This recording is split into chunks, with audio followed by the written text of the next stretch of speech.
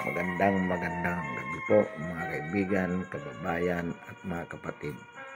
Isa na naman pong mainit na isyu ang ating tatalakayin.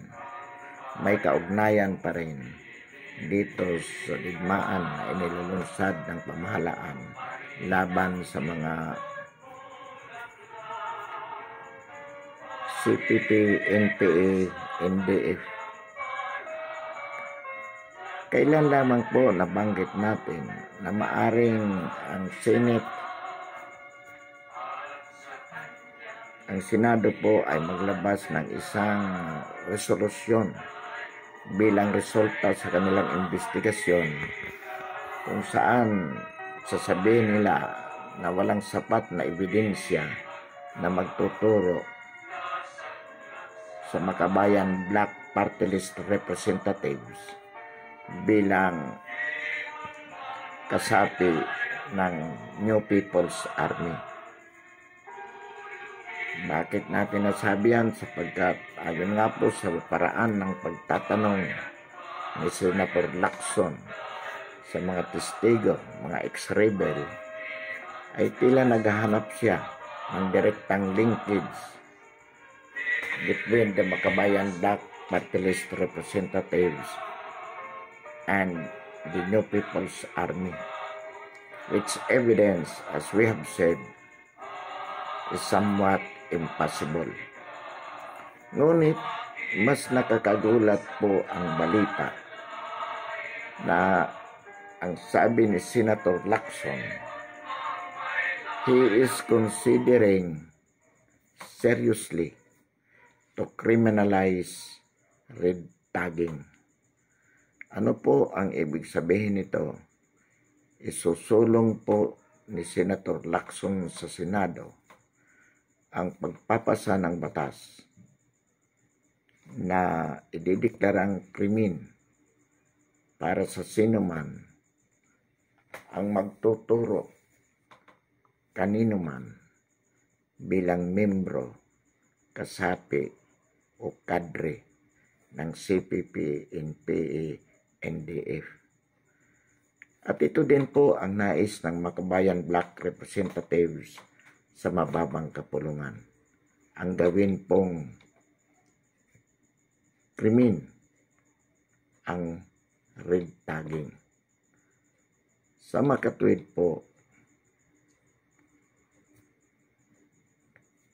ang ibig sabihin lamang nito, nais ni Senator Lacson at ng sino man na sumuporta sa batas na ito, sa panukalang batas na ito, na patahimikin una po itong mga ex-rebels na pinamumunuan ni Ka-Eric, Ka-Noel, Ka-Amihan at ng mga kasama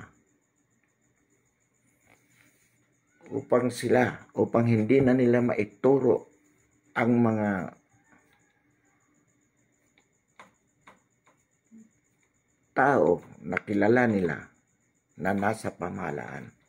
Kilala nila na protector, sumisimpatiya at mga leader mismo ng samahang terorista na ito.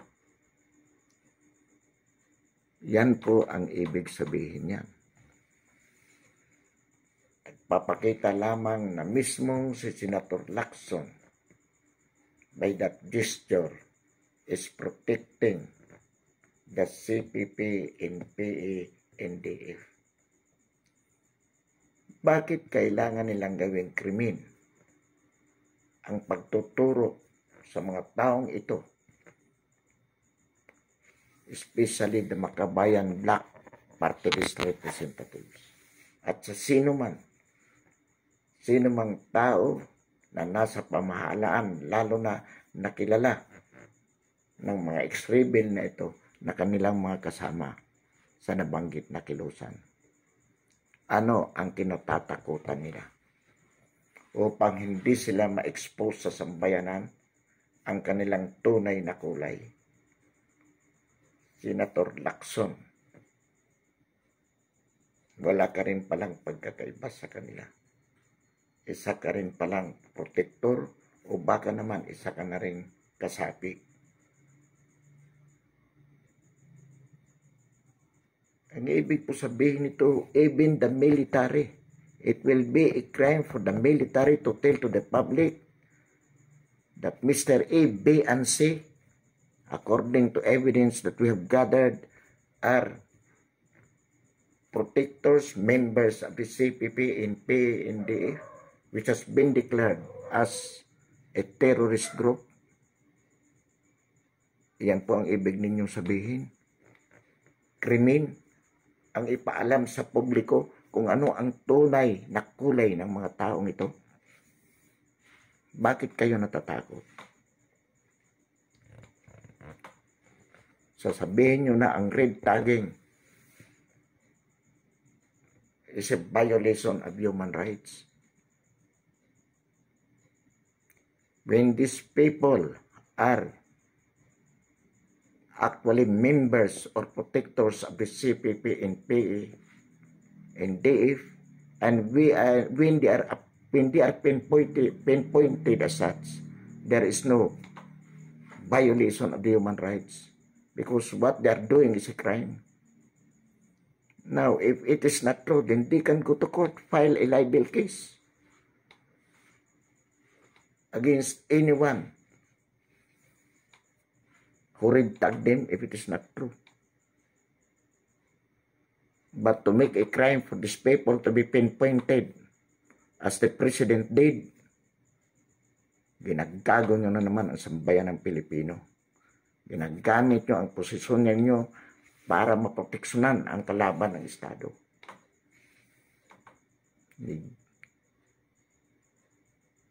Ang labanan dito, malaman ng publiko kung ano ang tunay na kulay ng mga taong ito na nasa gobyerno. This is what we're doing. Then you will pass a law to make it a crime under the guise of human rights. Kalukuhan. Ginagamit nyo ang posisyon ninyo para maisulong ang sarili nyong interest to the prejudice of the people. Niloloko nyo ang sambayan ng Pilipino. This is our chance to let the people know about the atrocities, the injustices, the terrorism committed by the CPP and PNDF and by their conspirators, especially those who are in the government service. Tapos gagawin yung krimen. Dahil natatakot kayong malaman ng publiko ang tunay niyong mga kulay, huwag nyo kaming lulukuhin. Hindi kami ipinanganak kahapon.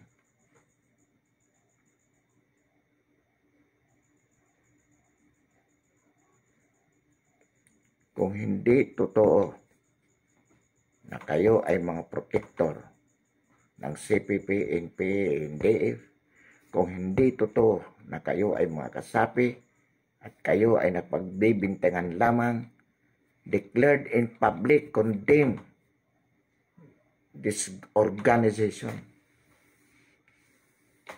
Sabihin nyo, manindigan kayo na kayo ay hindi membro at kaisa kayo ng sambayanang Pilipino para labanan ang mga teroristang ito. Pero yung sasabihin nyo that you are considering seriously to criminalize red tagging, that is announcing publicly that you are protecting CPP and PE and DF. You want them to know that you are with their side, that you are against the government. Dati kang PNP chief, ang yabang-yabang mong tumindig. Tapos sa CPP and PNDF, ang duwag mo. Paimbi-imbestiga ka pa kunwari. Ping Lacson, paimbestiga ka pa. Natuwa na sana kami sa iyo sapagkat habang si Velasco ay hindi ito pinapansin, ikaw nagpatawag ka agad ng pagpupulong sa Senado para imbestigahan itong red tagging na ito. Yun pala, mahanap ka lang ng dahilan para gisahin sa sariling mantrika ang sambayan ng Pilipino. Pinatawag mo itong mga ex-rebel na ito. Sabagay, halata naman ang pagkabias mo during the investigation. Yung mga Makabayan Black, sila Colmenares, Casino, at yung iba pa, binigyan mo ng malaking oras. Pero itong mga rebelde, mga dating rebelde, nagbalik loob na sila sana makakapagkwento kung ano ang katotohanan tungkol sa mga Makabayan Black representatives na ito. Under the guise of parliamentary procedure, hindi mo na bigyan sila ng sapat na oras para maikwento nila ang lahat. Kaya nga nung nireview natin ang proceeding, nakita natin na baka nga maglabas kayo ng desisyon na sabihin nyo wala namang sapat na dahilan o sapat na ebidensya para itong Makabayan Black sabihin na membro ng CPP-NPA. Siniraan lang sila. Kaya itong red tagging gawing krimen nang hindi na ito maulit. Iyon ang gusto nyo palabasin. Ibig sabihin yan, hindi kayo seryoso na nakikipagkaisa sa ating Pangulo na wakasan ang digmaang ito laban sa CPP, NPA, NDF. Hindi kayo seryoso na tapusin ang terorismong ito. Kala ko pa naman, gusto mo ng kapayapaan dahil ikaw itong leading man sa anti-terrorism law. Pero yung gagawin mong yan, yung ipinakikita mong yan, ay pagkontra yan sa epektibong pagpapatupad ng anti-terrorism law. Sapagkat madaling may apply ang anti-terrorism law dito sa mga Makabayan Party List representatives dahil sila ay itinuro, pinipinpoint, in-identify. Sabi nga natin ang Pangulo, it is not just merely red tagging, it is identifying these people being members, cadres, leaders of the CPP, NPA, NDF, which were declared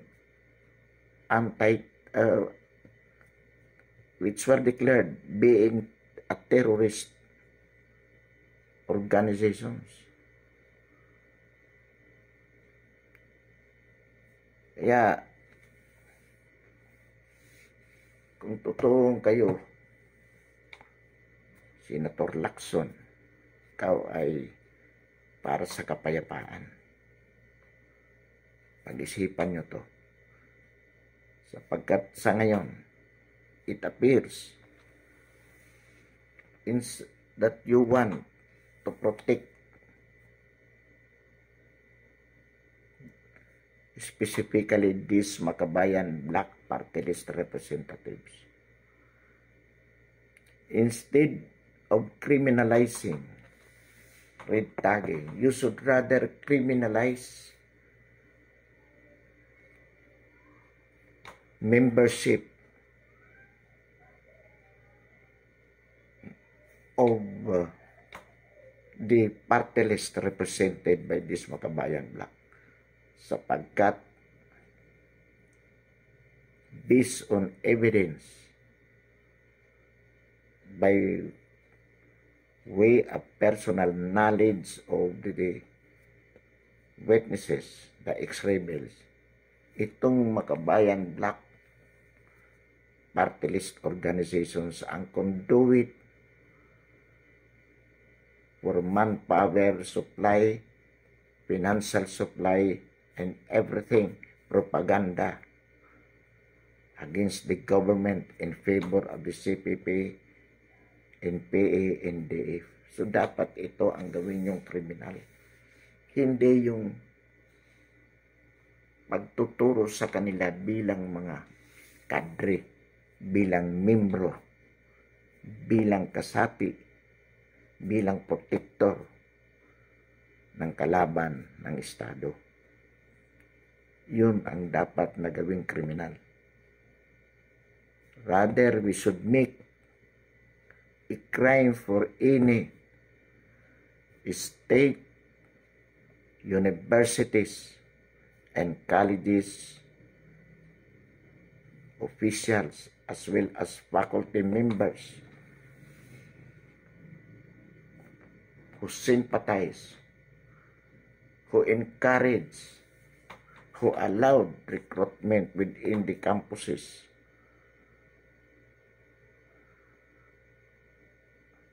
among the students to join these leftist organizations and ultimately to join the New People's Army. Itong gawin nating krimen. Yan ang dapat na i-criminalize dyan. Yung katulad ng ginagawa ng Smart at Globe na nagbabayad ng revolutionary taxes. Yung mga politiko nagbabayad ng campaign permit sa mga NPA in terms of revolutionary taxes. Sino mang negosyante na magbigay ng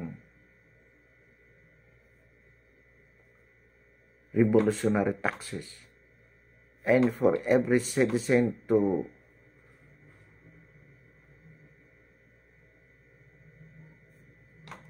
give financial aid in whatever way, butaw o kung ano man ang pangalan, to the New People's Army, to the CPP, NPA, NDF, should be made a crime. Yan ang dapat mong gawing kriminal. Hindi yung mga military na nagpapahayag sa bayan na itong mga tao na ito na nasa pamahalaan ay mga membro ng komunista, mga protector ng NPA, recruiter, base sa mga ebidensya na aming nakalap, base sa katotohanan na iyan ay aming mga kasama dahil dati kami sa bundok at yan ay mga kasama namin. Pumilos kami dyan. Hindi dapat yung ginagawang krimen. Dapat silang pasalamatan natin. Dapat silang suportahan sa kanilang ginagawa. Because they are doing it even with the rest of their lives. They support the government's fight against a terrorist. Ito yung dapat nating suportahan. Ito yung dapat nating kilalanin ng mga bayani. Hindi itong Makabayan Black na nais yung protektahan. Makabayan Black representatives. O yung iba pang grupo dyan na sumusuporta. Dapat ang ginagawa mong krimen dyan, yung katulad ng ginawa ni Kiko Pangilinan, na siya pa yung nagbigay ng piyansa sa mga kadamay na nangaagaw ng bahay. Sapagkat pag nilagyan ikaw ng piyansa dyan, ibig sabihin yan, sinusuportahan mo. At ang ginagamit mo pa, pera ng gobyerno. Sapagkat senador ka, Kiko. So dapat yung ginawa ni Kiko Pangilinan, yan ang dapat na maging krimen. because that is supporting the enemy of the state. Yan ang dapat.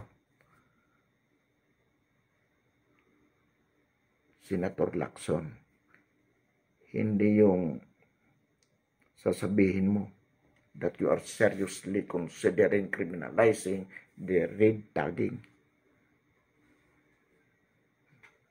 That cannot be. Sabagay, alam namin hindi lulusot sa Kongreso yan. At kung makalusot man yan, we are confident it will be vetoed by the President. We are confident of that. But we're even confident that the majority of Congress, both in the Senate and in the lower house, will not allow it. Ilan lang kayo na nag-iisip ng ganyan. Sapagkat hindi naman ang kapakanan ng bayan ang iniisip nyo. Ang iniisip nyo, maprotektahan, manatili itong CPP, NP, NDF bilang terorista at magamit ninyo bilang private armies for your political purposes.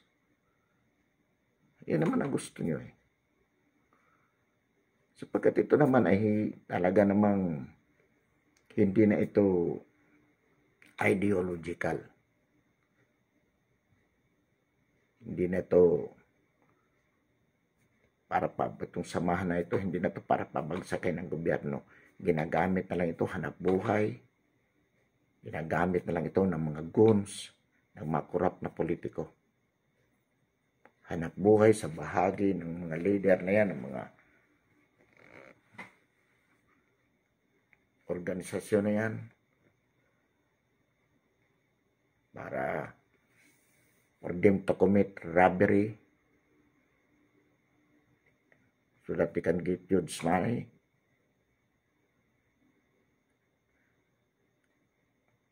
At sa bahagi ng iba dyan, mga senador, mga congressman, na mga kurap, magamit lang private armies.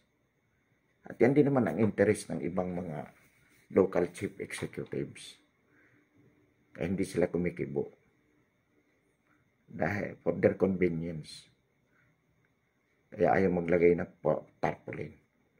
But we know, and we are confident that the military will not allow it. And the president especially. Kahit ayaw nyo, matatapos tong laban na ito. Mind it.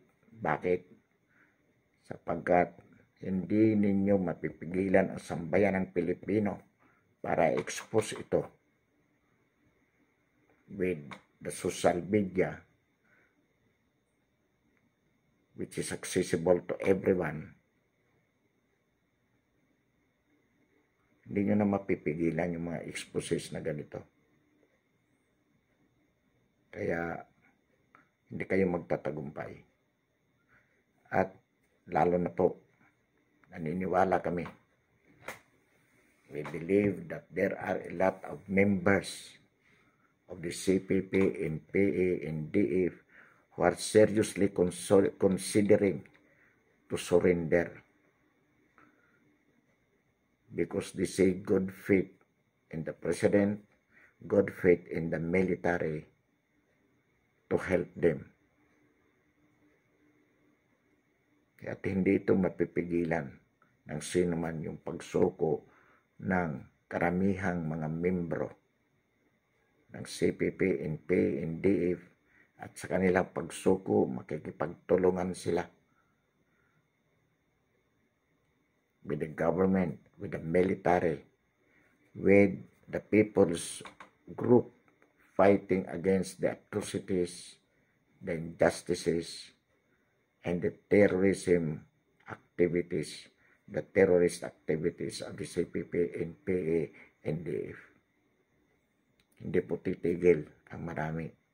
Lalo na itong mga ex-rebels na ito na bumaba for the rest of their lives. We believe that they expose what they knew or what they know. Because they want to help the government. They want to help the people. So, hindi sila mapipigilan.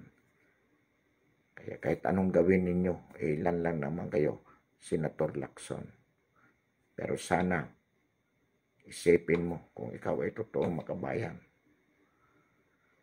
Hindi mo dapat takutin ang mga ex-rebels na to magsalita para sa sambayanan by saying that you are seriously considering to criminalize red tagging. Kahit gawin yung krimen yan, kung makakapasa yan, hindi tayo hihinto sa ginagawa natin sapagkat ito ang tunay na para sa bayan. Ang ginagawa po natin, ito ang tunay para sa bayan. Pansamantala po, mga kababayan, kaibigan, mga kapatid, tatapusin natin ang talakayan natin ngayong gabi upang ipagpatuloy natin sa darating na bukas. Pero bago po tayo magbukas, inaanyayahan po natin na subscribe po ninyo ang ating YouTube channel, ang ating paninindigan sa napapanahong isyu ng lipunan. Marami pong salamat. Muli, magandang gabi, maligayang Pasko at maligong bagong taon.